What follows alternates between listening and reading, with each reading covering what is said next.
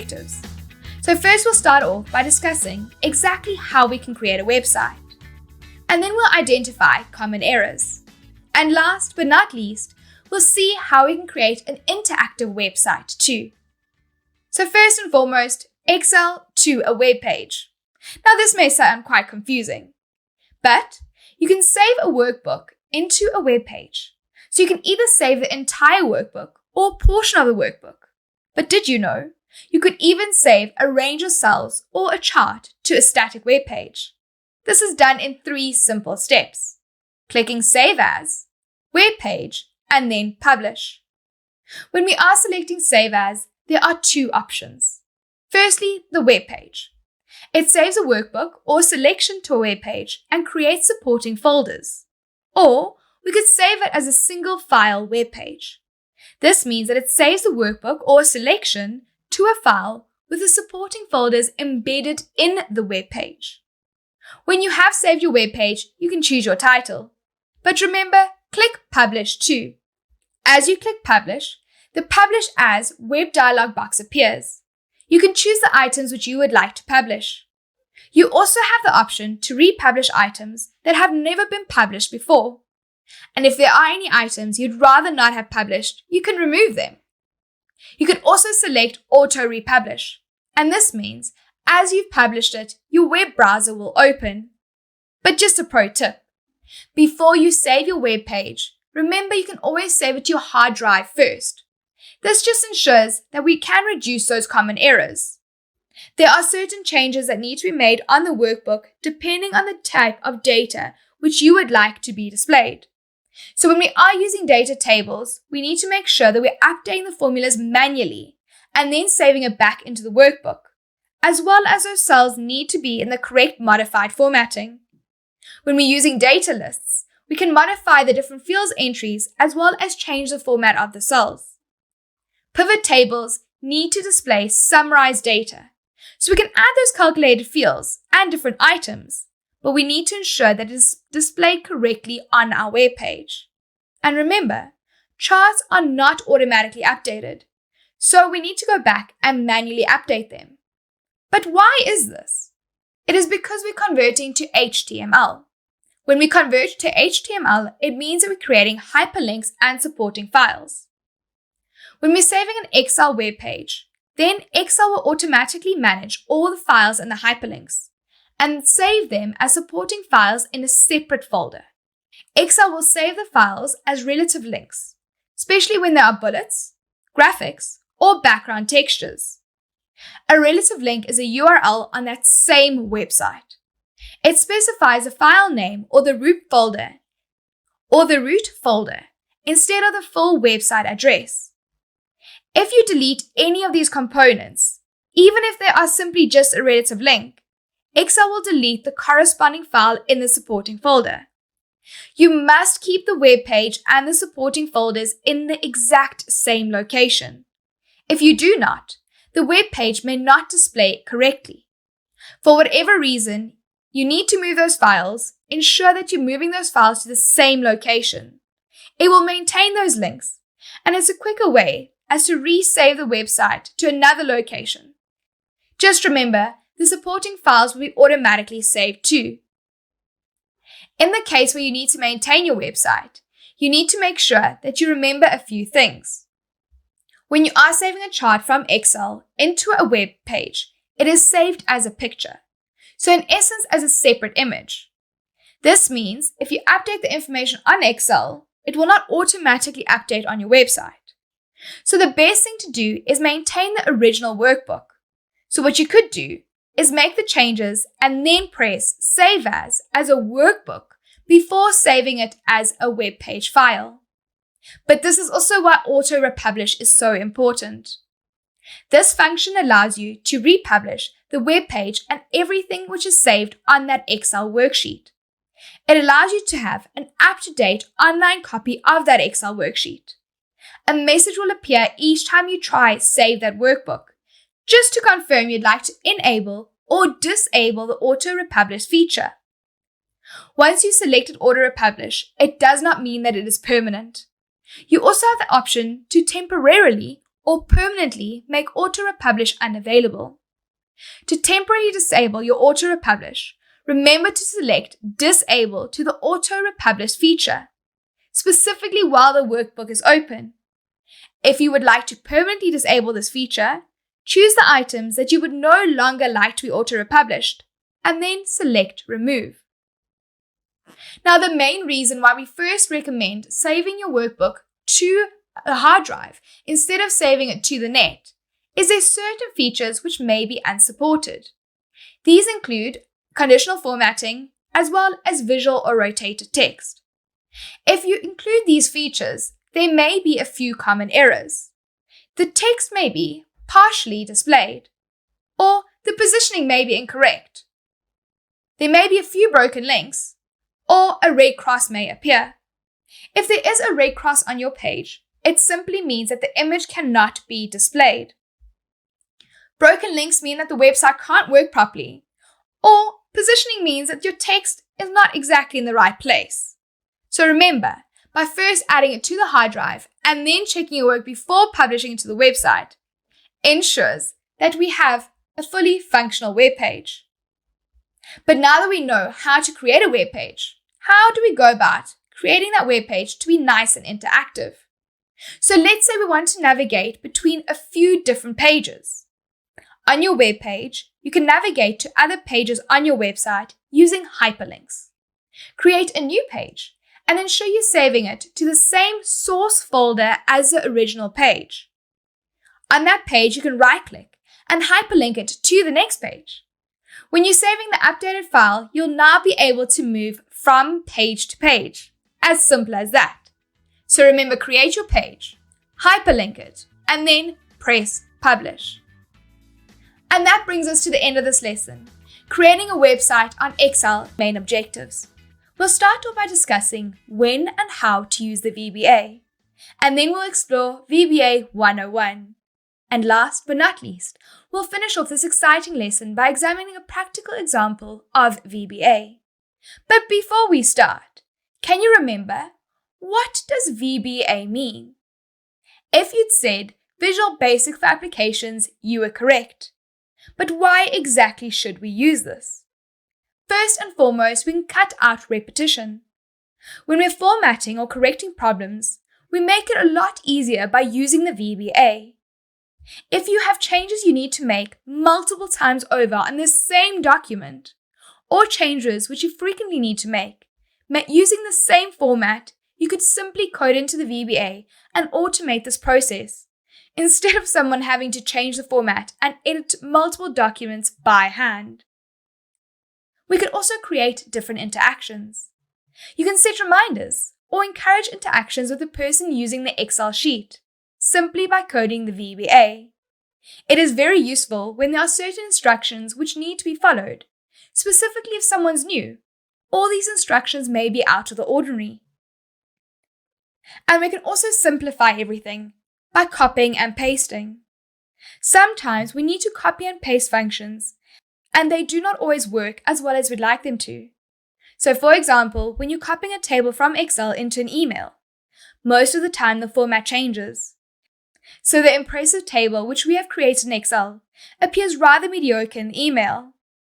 We could also make it nice and pretty by using the VBA tool, using both applications together. It can modify the content in one application based on the content in the other. So what exactly is VBA 101? When we're talking about writing code, it may seem like a daunting task. But when we understand the basics and we use the everyday functions, it becomes less overwhelming. Microsoft applications have created objects so that they can receive instructions. When you press on this object, there's a response. Now, even though these objects are extensive, they still have their limitations. They will only do as they are instructed. Objects are designed in a hierarchy. The hierarchy is known as the object model. The models roughly mirror what you see in the user interface. The word class can be used interchangeably, as it is a form of identification of an object. But class is technically the description or template which is used when we create an object. But you can always change the property settings after it has been created. Unfortunately though, changing the property settings may change the quality or the appearance and behavior of this object. Then we have procedures. A procedure is a chunk of VBA code. It is written in the VBA editor. This accomplishes the different tasks. Sometimes it may also be referred to as a macro. But let's talk a little bit more about macros. There are two types of procedures. Subroutines, which is a group of VBA statements that performs one or more actions, and functions, which is a group of VBA statements which perform one or more actions and returns one or more values. Please note, you can have functions operating inside of your subroutines. But now what are the different variables? In high school, we learned about algebra. So we said, find x plus 2y, where x could be 1 and y could be 3. Now in this expression, x and y are the variables. They can be assigned any numbers. So in this example, we said 1 and 3. They could also be changed to 4 and 2 respectively. So variables are in short memory locations. As you work with VBA and Excel, you'll be required to declare variables, exactly the same way as you used to do in algebra class. But now when we are defining these variables, there are certain rules which we can follow. Firstly, be mindful of using reserved words. Reserved words are those words which have a special meaning within Excel VBA. Therefore, you cannot use them as variable names. Variable names can also not contain any spaces. You cannot define a variable name named after a number. So for example, you could use first number as one word or first underscore number. And then thirdly, use descriptive names. It is very tempting to define a variable after yourself and try to avoid this. Rather use descriptive names such as quality, price, or subtotal. This will make your Excel VBA code a lot easier to read. But now what about those arithmetic operators? So we have the different arithmetic operators which you may also use in the VBA tool, such as addition, subtraction, multiplication, or division, and they can all be used respectively. We also get logical operators. So these include if, or, not, and, true, or false. This is already very similar to those which you have already learned in your Excel class so far. But now when we are coding, we need to make sure that there is security. To ensure that other users cannot put viruses or dangerous code on your applications, specifically those you are working on, you cannot simply save a macro code in a Microsoft Office document as a standard file extension. When you save a code, it needs to be macros enabled. You could use the .m extension file to ensure that it's macros enabled. If you find that you're still not able to run this file, you may need to examine your settings. These settings may be found under Options of Microsoft Office applications. The default settings do not enable macros, but it should give you a warning when you try open a macros-enabled file. Therefore, simply go back to the Trust Center and allow it to open. So now we're going to demonstrate exactly how we can use VBA programming language. We will create a basic VBA program. In this program, it displays an input box and it asks you for your name. After you've inputted your name, it's going to display a greeting message. So remember, we'll be working in our Developer tab. And remember, it needs to be enabled.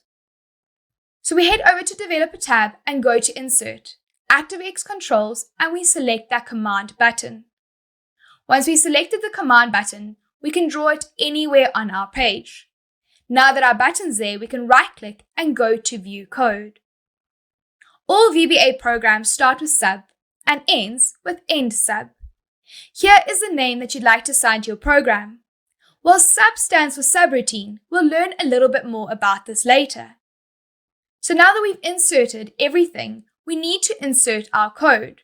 So our code will be as follows. Dim name as string, name equals input box, enter your name, message box, hello, and name. Dim name as string creates a variable called name. The variable will accept text, numeric, and other characters, which is defined within a string. Name equals input box. Enter your name. This is a built-in function in the input box which displays a window, and it will capture whichever name you have entered. Message box and hello name. This is the function that will create the message box to display hello and the name entered. Now we will complete our code. But first we need to see exactly what this button does. So we'll edit it and rename it to say hello. Once we're in the Developer tab, we need to go out of design mode. So removing the design mode, we're going to click on the hello button and we can enter our name. In this case, we're going to say hello Bob and we click OK. And the display box appears. This tool can be very handy when you are following different steps. You can create button 1, 2, and 3, and it may tell the user exactly how to use your Excel spreadsheet. So a few tips and tricks. You can always copy different examples.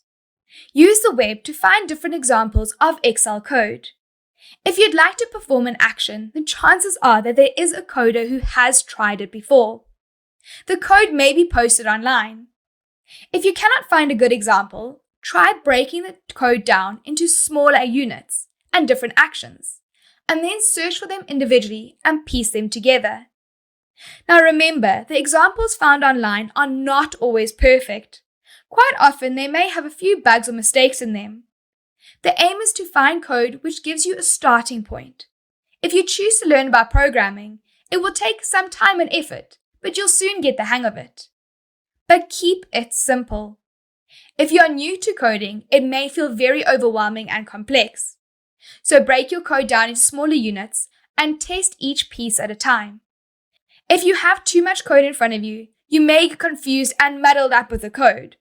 So breaking it down and solving it piece by piece ensures that each line works, and it will take you a step closer to that final result. And then bugs and debugging. In programming, there are two types of errors. You can either get the syntax error or the runtime error. The syntax errors are similar to those we see when we are using our formulas in Excel. The other errors occur when there's a violation of grammatical rules in the programming language. A runtime error may look like everything's running correctly, but when the code is executed, it's not doing exactly as we want. Now the VBA will assist you in identifying all the syntax errors.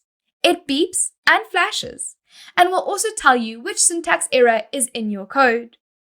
Now a quick and easy way to find out if we have the code is to actually run a macro in your Developer tab.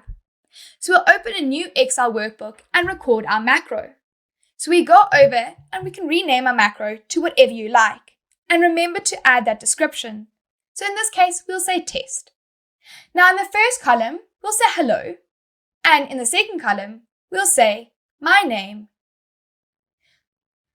If we then go and end our macro back in the Developer tab, then we can see our macro and the code that is run. So we can go to edit and all our code is available there. So we'll see sub and end sub. So in range A1, we change the name to hello. And in the second column, we changed it to my name. We'll be spending today's lesson recapping sorting, formulas, and functions. Clean data is good quality data.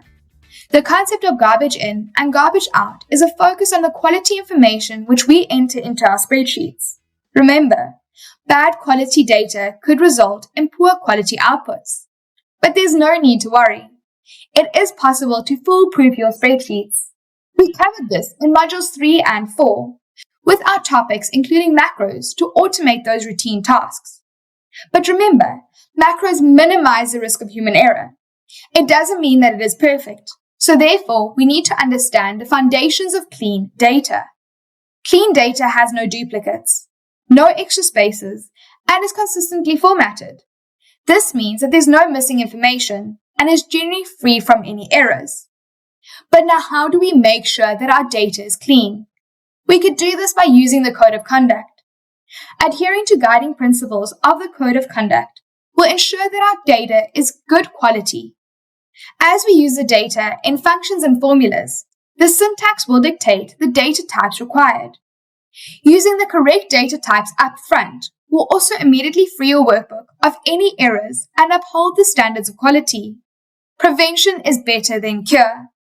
My recommendation is to put processes in place that prevent errors from happening at all. So what are some of these processes which you can think of? How about trim? Trim removes lending spaces which appear in front of the data, or removes the trailing spaces at the end of the data. Remember, these may be very difficult to spot, but it also removes double spaces. And then we can also use clean. Clean removes all the non-principal characters. But now talking about double spaces, can you remember why do we use the function Ctrl-G? Ctrl-G is a keyboard shortcut which goes to specific cells. These cells are selected by the specific criteria which we have specified, and these can include blanks. Good clean data is complete and should not have any blanks within it. What we can do to select the blanks in a range is highlight your data and then use a shortcut. We can go to the Go To dialog box and select Special. In the Go To dialog box, we can select blanks and then press OK. But what about duplicates? In the Duplicates Value dialog box, you can select your preferred format and then press OK. This highlights all the duplicate entries within your data. As you delete those duplicates, the formatting will also be removed as a condition is no longer true.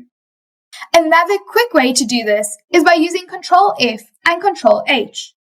You could use this multi-level sorting or filtering to find information within your table and then replace it with the correct information. So this means we could also do this to use double spaces. We could find the information by using the keyboard shortcut Ctrl-F. Now, Excel is very versatile and it has several features which can be used in order to achieve the same results. Ctrl-F can also be used to find double spaces. You can highlight all your data and then go Ctrl-F. And in the Find What box, you can enter a double space and cycle through each record to find all the highlighted cells. But remember, using Ctrl-F will require you to manually update each record. To replace all the double cells with a single cell, you can also select Ctrl-G. But again, enter a double space into the Find What box and then replace it with a single space. You can select to replace the double spaces one at a time or select Replace All. Ctrl-H also works to replace letters, words, numbers, and characters. But now can you remember the flash fill function? Using flash fill is a quick way to enter new or update existing data. Previously, it was a little bit more challenging. You would have to need to update each function with the expression one at a time, and now we can simply just press Ctrl-E. But there are a few requirements in order to use this function. The source data must have a consistent pattern, and you must refresh the flash fill results after updating the data source. Flash fill is very easy to use, but Excel needs to know exactly what you want, so you need to ensure that you enter the source data. Enter what you would like the first cell to the right-hand side of your source to be, and then press Ctrl-E, and this will implement your flash fill. It will then complete the list. But in some cases, you may need to do 2 or 3 entries before Excel actually recognizes a pattern. Next, we're going to recap formulas. So the first formula for today is a sumif formula. It is a very useful formula when we need to add a large amount of values together which all meet a specific criteria. It is more accurate than manually adding all the values together using sum. And of course, this means that it is faster than sum. But why would we use it? We generally use sumif in a table with large volume of data. It is an alternative to filtering and sorting too. So when we're using sumif, there are certain parameters. Firstly, range. This is a range of data which you are trying to summarize. You can select all of the cells or you can select entire column. But if you do select the column, make sure that there's no data below your table. And then we have the criteria. This can be specified for what the summary will be based on, but there's two options. Option number 1, you can either enter the criteria into the cell and create a link to that cell, or you can manually enter the criteria using the sumif function. But please note, if the criteria is text data type, then you will need to insert it between a double quotation mark, and there's limitations to this. Another great function is average ifs. The average if functions measures a central tendency. Now there are 3 most common measures. Firstly, average. It is a arithmetic mean. It is calculated by adding a group of number and then dividing it by the count of those numbers. Then we have the median. This is the middle number of the group. Half the numbers have values that are greater than the median, and the other half has values less than the median. And then we have mode. This is the most frequently occurring number within the group of numbers. But now what about those text formulas? We have the function left, and this will extract all the characters from the left of the text. And then right. It works exactly the same way, but it will extract the characters from the right side of your text. We also have mid, which extracts the characters from the middle of the text, and then length. This will count the number of characters within your column. It will consider a space or special characters too, and there's only one argument for this function. And then we have replace. The replace function replaces a text based on the character location. And last but not least, substitute. This allows us to find and replace text values. The first argument in this formula will be text, then the old text and the new text, and finally, the number of times you'd like to replace the values with. Now, when we're given a data set, sometimes it may be difficult to understand exactly what's happening. But a simple way we can see what those formulas are is using Control and backstrike. It will show you the cell formula instead of the result. But not to worry, if you want to see the result again, you could either use the keyboard shortcut or you can click on the ribbon. Showing the formulas may assist in finding errors if there are any. In some cases, cell formatting may have been set to text. So using show formula function will display the format which is applied, and therefore you can make sure that your data is correct and clean. Our final part of our recap today is functions. So far in this course, we've learned many functions, but can you remember what they do? When do we use filter? We use filter to filter a range of cells or a table based on input criteria. And what about unique?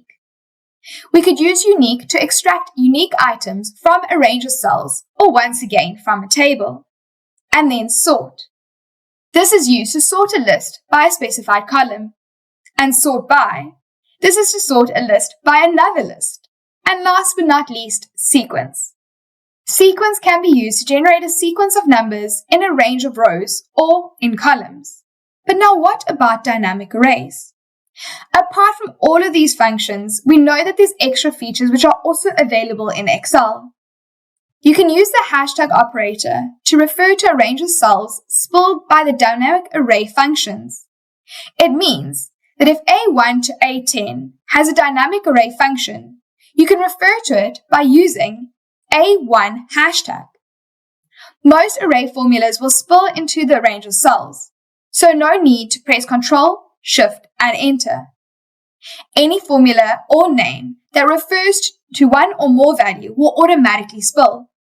So for example, if you type equals to data in cell, it will return the entire table of that spilled range. But now talking about dynamic arrays, do you know what rand array does? Rand array can make a list of random numbers, so it's very similar to sequence, but it's not going to be in order. Now, I know this doesn't always seem like a very useful function, but until you need it. When we use rand array, we use row count, column count, starting number, and of course, etc. So let's say we'd like to use our rand array function to create 10 different integers. And in our case, we want these integers to be between 1 and 100. And of course, we want them to be real integers, so we'll say true. And we click OK. And as you can see, it's created 10 different random integers. Now, like I said, This may not seem very important, so to start off by finalizing our tables. Then we'll have a look at keyboard hacks. And did you know, there are some mouse shortcuts too, so we'll discover them within this lesson. But let's start off with pivot tables. Can you remember, how do we create a pivot table? We need to use our Power Query. So we go to Select Data and create a table. Then click on our Get and Transform tab. Then we'll select the Power Query editor, click our data source, edit, close, and load. When we do this, we can have multiple levels. Now, multi-levels can be created from a pivot table instead of doing it from a list or a table. It will also help us to sort and filter through our information. Now, when we do have multiple levels, we can select the cells and right-click. We can go to Pivot Table Options and change our layout. Under Display, we can select the classic table layout or another layout which you like. And of course, we can select and remove unwanted information. This is generally done in the multiple fields in value areas. The multiple fields in the value areas improves our performance of our layout. It gives us many more options and different visualizations of our information. We could simply do this by going to Insert, Pivot Tables. Then we need to confirm our range and drag our different categories into the different fields. But those categories cannot be placed into two different fields except for the value fields. If adding something to the rows field, then you do need to do the same for the field filters. Now, Excel moves the categories to the new field selection and eliminates it from the previous field. But if we place any of our categories into the values field, it can also be placed into another field. We could also do the same for another field and other categories. But remember, this will depend on your data. If you were given a data set and already had a pivot table on it, remember you can also unpivot your table. So we go to Select Columns, right-click. And when we select Unpivot, we can either select columns or only the selected columns. Now, before using the Unpivot command, we need to let Excel know which columns we would like to unpivot. So right-click with your mouse in the selected list, then select Unpivot. But did you know, you could also find the Unpivot command in the Transform tab? If we quickly want to summarize and visualize our pivot tables, we can always create a pivot chart. A pivot chart is a visual representation of a pivot table. So to insert our pivot chart, we need to click on any cell on our pivot table. Then we go to Tool Group in the Analyze tab and select Pivot Chart. The Insert Chart dialog box will appear and then you can select OK. But remember, there's so many different types. There's no need to use just one single type of chart. You can select the different designs. So you can choose the ones that you believe would work best to represent your data. You could do this by clicking on the chart. In the Design tab, click on Change Chart Type. Choose your design and select OK. The same way that a pivot chart is a nice summary of our information, we can use many other shortcuts in Excel too. Can you remember, what is the shortcut to close your workbook? If you said Ctrl W, you were correct. Now let's say you'd like to move to the next sheet. All we do is simply select Ctrl, hold it down, and page down. And what do you think Alt-A does? Alt-A takes us to our Data tab. Alt-W goes to the View tab, and Alt-A goes to the Formula tab. If we'd like to fill our color, we can select Alt, H, and H. In order to add a border to the cell, we can select Alt, H, and B. And we're only getting started with our shortcuts. So now how would you go about selecting an entire row? If you said Shift and Space, you were correct. Now Shift and Space is an entire row. Well, how would you select an entire column? You'll press Ctrl and Space. To delete the column, you'll select Alt, H, D, and C. In order to delete a row, we'll select Shift and Space, Ctrl, plus, or minus. So I hope you've picked up a few more keyboard shortcuts. But now what about those mouse shortcuts? If you have a ton of Excel workbooks open and you want to close all of them, but you don't want to go through the pain of closing each workbook individually, you can save all of those clicks with an easy trick. hold the Shift key down while you left-click on the X or the Close button at the top of the page. This will close all the workbooks at once. But there's no need to save all of the workbooks at the same time. You will get 3 different options where it says Don't Save All or Don't Save. And of course, by holding the Shift key down, click on the Don't Save button or the Save All button, and it will simply follow whichever command you have chosen. Now, grouping sheets together can be a really powerful tool. It allows you to do the same edits on all the sheets which are grouped. This means that it may save you a lot of time, specifically when you need to edit the exact same thing on a dozen of sheets. We could do this by holding Control and then left-clicking on all the sheets which you would like to group. This feature also allows you to group sheets that aren't necessarily in the same sequence. And when you're done, you can always right-click on all the grouped sheets and select Ungroup. Therefore, the sheets will no longer be grouped. Creating a copy of a sheet normally takes quite a few steps. It means you need to right-click on the sheet, select Move or Copy, then select which workbook you'd like it to be in, select the new location, check on the Create Copy box, and then press OK. But with this shortcut, you'll be copying sheets very quickly. To quickly copy any sheet, you can hold Control and then left-click and drag the sheet to its new location. The cursor turns into a small page icon and a plus sign, and the small black arrow will indicate whether the sheet will go to the left or the right. Release the left click and you have created your new sheet. And you can do this really quickly, multiple times over. Do you know there's a quick and easy way to select all the information on your sheet?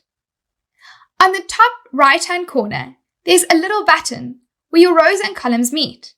If you left-click on this button, it will select all the information on your sheet. Pivot tables are a great way for summarizing data.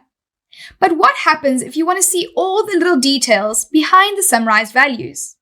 You can simply double left-click on any value inside the pivot table, and then Excel will create a new sheet with all the data that makes up that value. This is a must-know shortcut if you are doing data exploration. Did you know there's no need to just copy and paste one thing at a time? The clipboard allows you to copy multiple items at a time and then later paste any of them. You could simply do this by opening the clipboard with a double left click on the copy command found in the Home tab, and then you can select whichever item you would like to paste. And now that we're talking about pasting, the problems with inserting shapes means that you have to insert them one at a time. So this means that you're going to the Insert tab, selecting the shape from the ribbon, selecting the desired shape, then drawing it in the sheet. You need to do this each and every time. Now, if you want to draw the same shape multiple times over, you can simply lock drawing mode. And this allows you to draw the same shape multiple times without needing to select it. Simply right-click on Shapes, then select Drawing Mode from the menu. You will now be able to draw that shape as many times as you like.